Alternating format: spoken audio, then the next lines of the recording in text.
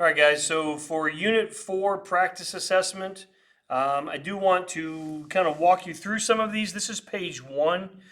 You'll notice objective number 1 says correctly classify a sample of matter as pure substance or a mixture. Those are the only two things we need to write down, pure substance or mixture. We don't need to write much more than that.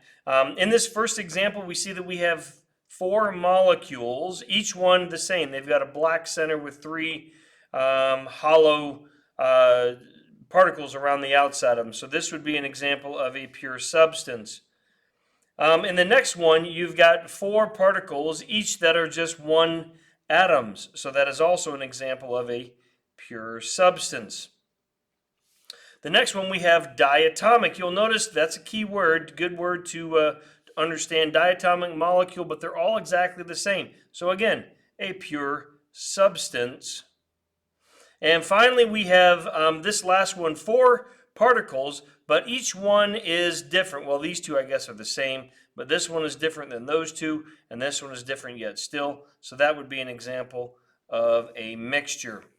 For this next section, objective number 2, we need to draw in the first one, diatomic element, a compound, a homogeneous mixture, and a heterogeneous mixture. So with the diatomic element, we're going to use this one up here as our inspiration. So you could simply draw 2 atoms bonded together, stuck together, touching each other. Now, in the directions that you're going to see on the test, it will mention something about making sure that you have 4 particles.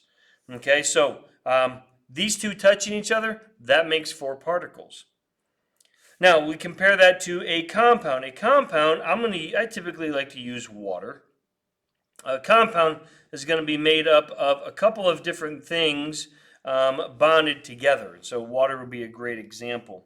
Now, a homogeneous mixture is going to be a mixture, 2 different types of things that are in the same space, but it's evenly mixed. So I might have a molecule of water, and I might have a diatomic molecule of something else. But they need to be evenly mixed so that we have 2 of the same types of things, but they're kind of relatively spread out. A heterogeneous mixture might not look like that. Heterogeneous mixture might look more like this, where if we have, again, I'll use diatomic molecules. Maybe we've got a bunch of them, but maybe they're all sitting on the bottom. Maybe they are sitting down at the bottom, and then above that is the water. Again, not evenly mixed, not evenly spread out, but just kind of still in there together in different proportions, but again, not even. Next one we're going to says classify the matter as either an element or a compound. And each one of these we'll need to write them out. Now you'll want to have your periodic table handy. Okay, looking at your periodic table, we can see the elements. We can see, especially if they're symbols. Let me grab a table here real quick.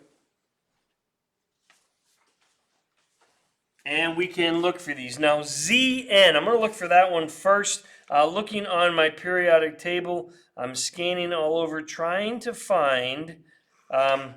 Zn. Oh, and there it is, right there, number 30. That's zinc. Zinc is an element. It does show up on the periodic table.